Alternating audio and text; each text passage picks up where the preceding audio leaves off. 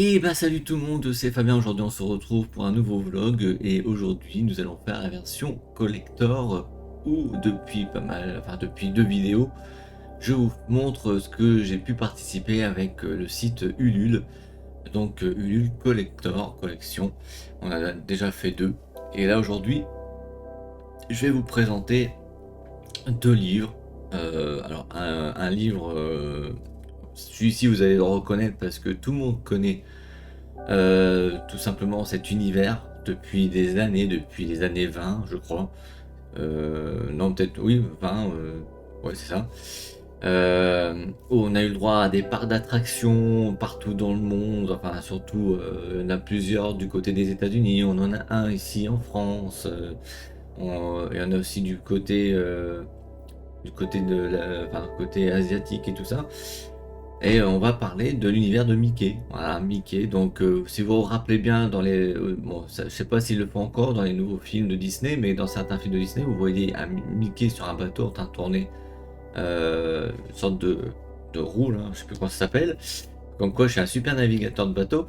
Et en gros, ben, j'ai participé à ce petit livre qui s'appelle Steamboat Evil. Alors évidemment, ça parle pas à l'intérieur, mais ça raconte tout simplement l'univers de Mickey.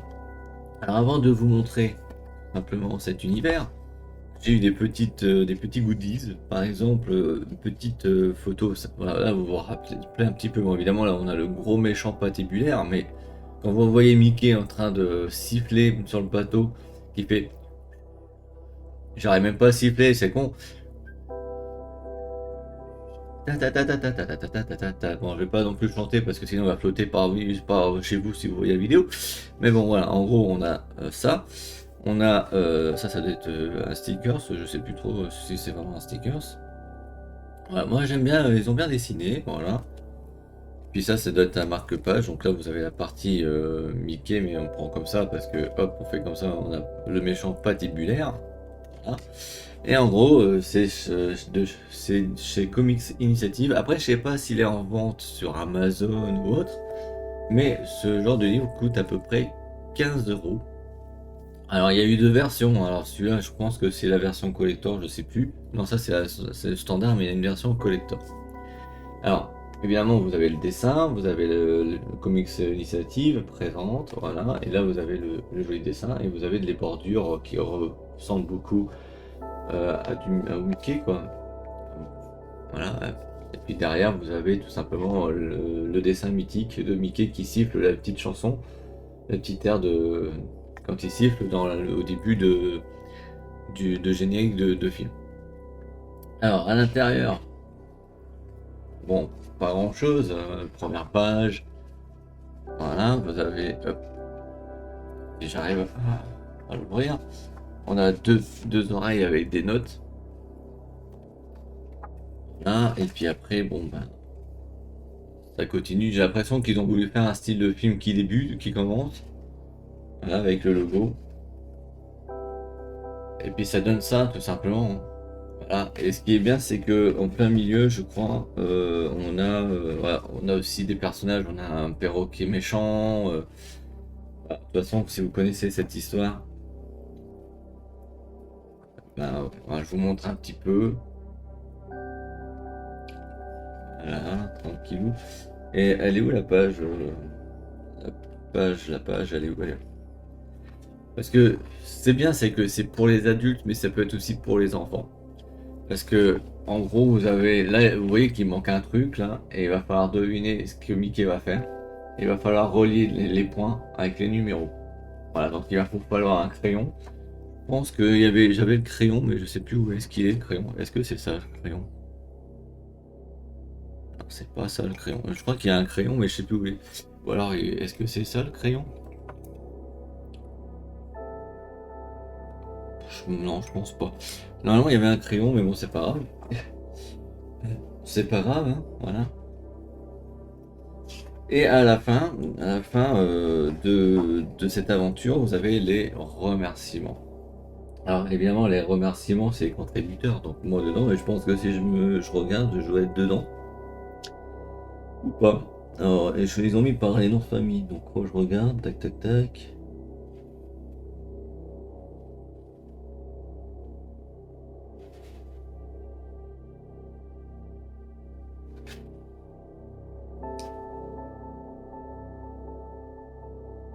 Je me vois pas. Donc, en gros, ça sert à quoi de participer si on n'a pas un nom dessus?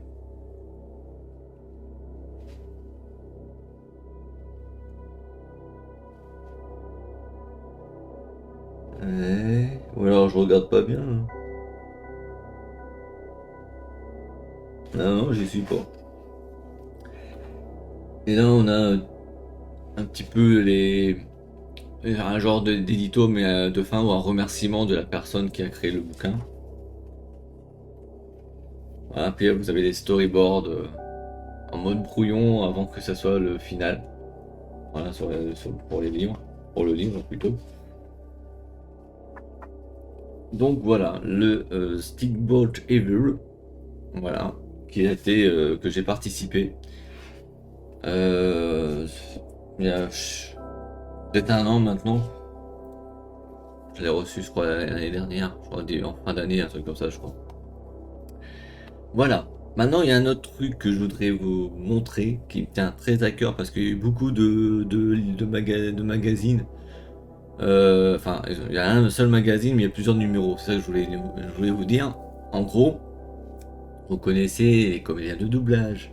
On en parle, surtout en ce moment avec l'intelligence artificielle. Ils ont créé un événement qui s'appelle Touche pas ma VF parce qu'ils veulent pas être remplacés et c'est normal.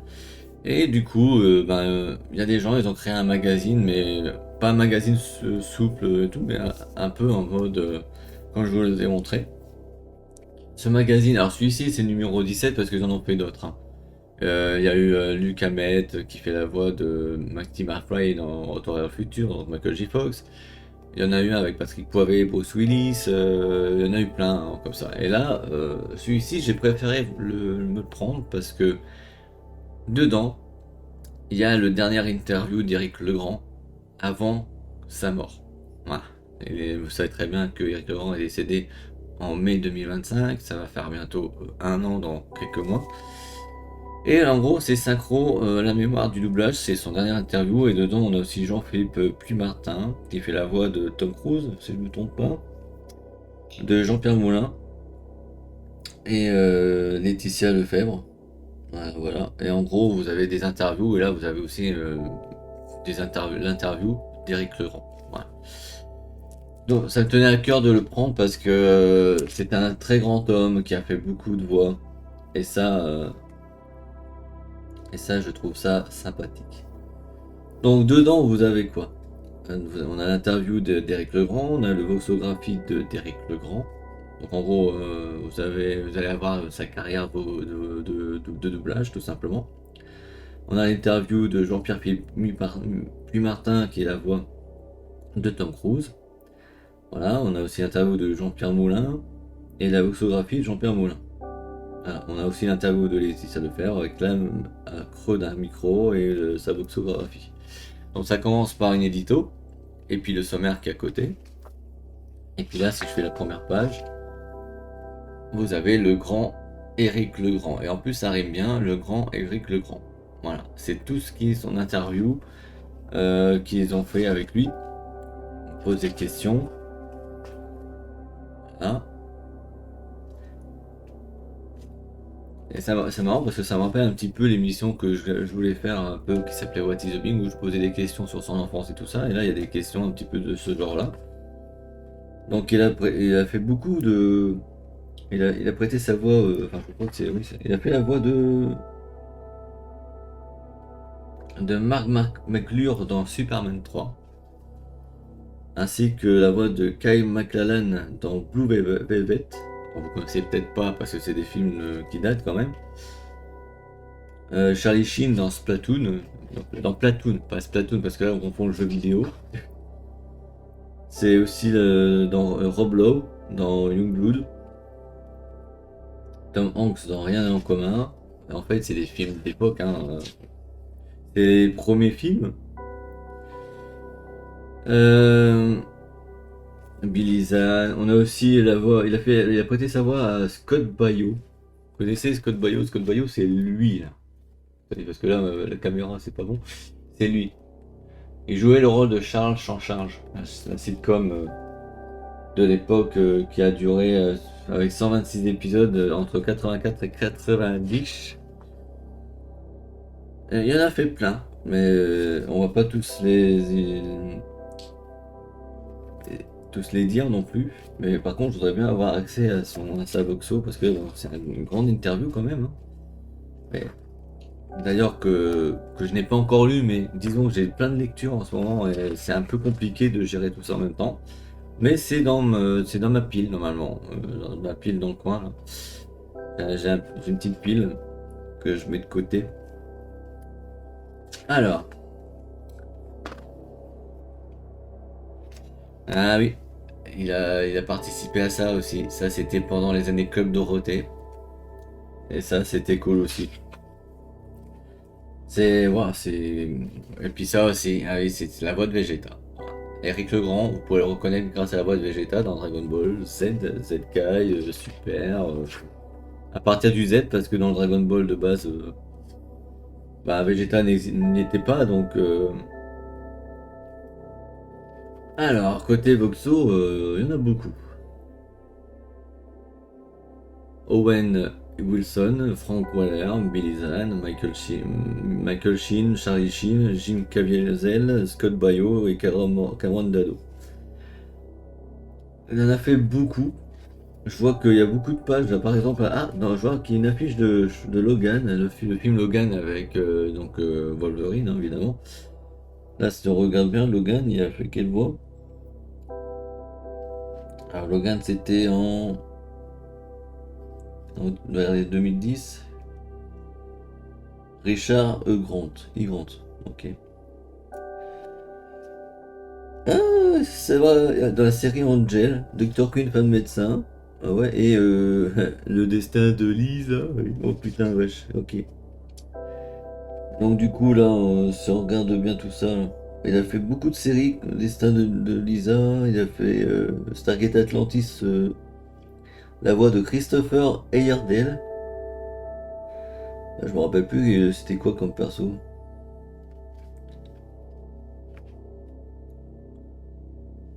Et NCIS enquête spéciale Frank Weller. Frank, ce serait pas le gars qu'on voyait en côté de Gibbs. Je crois que lui, ça doit être lui. Voilà, il en a fait plein. Franchement, après côté jeux vidéo, je m'intéresse un petit peu. Il a fait du Team Crazy, du Star Wars épisode 1 La menace fantôme. Pour Senseiya pour Ushio.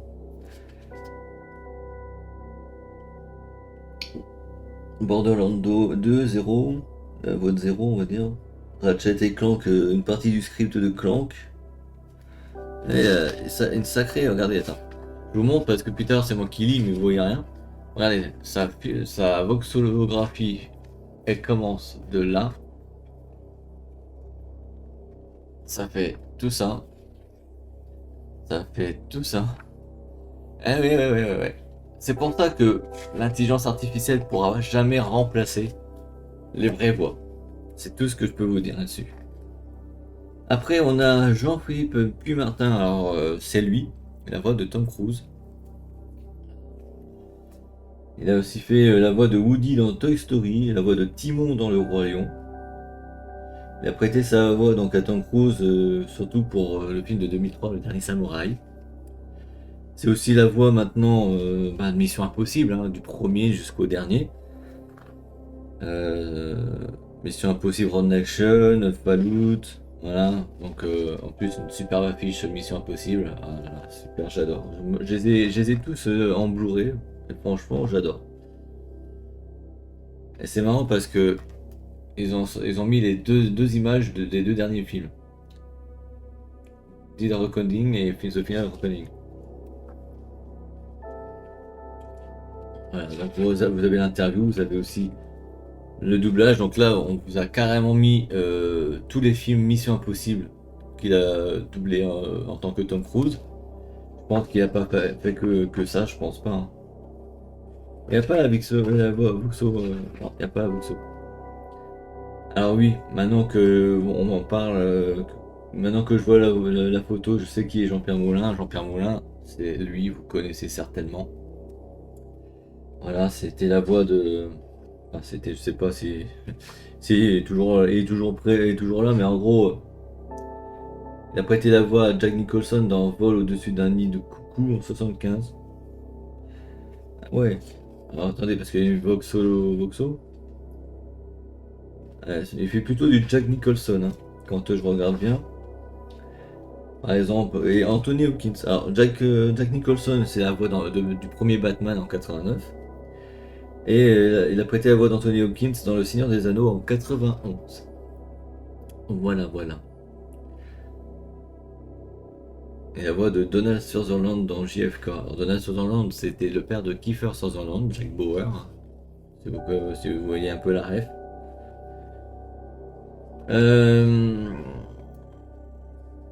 Il a prêté la voix à James Cromwell dans Babe, le cochon devenu berger. Ceux qui connaît pas Babe, franchement. Et Donald Sutherland, voilà, c'est lui Donald Sutherland. Moi je le connais un petit peu par rapport, par exemple, alors dans ses rôles récents, je peux vous en dire, Hunger Games, le rôle de Snow, je crois qu'on dit Snow, hein. Ou bien plus avant, le film de Joss Whedon, Buffy tueuse de vampires, et c'est grâce à ce film-là que vous avez eu le droit à Buffy contre les vampires. Voilà, voilà. Donc il a pratiquement prêté sa voix à Anthony Hopkins, Donald Sutherland, Jack Nicholson, Dennis Hopper, James Cromwell et Judd Witch, je connais pas. Et d'ailleurs, vous pouvez l'entendre dans les films Thor, vu qu'il jouait le père de Thor. Voilà. Anthony Hopkins, hein, je parle là, et pour la voix. Donc vous avez aussi une belle voxographie. On reconnaît très bien l'affiche du Seigneur des Anneaux. Il y a SOS Fantôme 2 aussi, je vois. David Margulis. On a du Thor, là. Je sais pas si vous voyez, il y a du Thor Ragnarok, celui-là, je crois, ça doit être. Voilà. Tout simplement.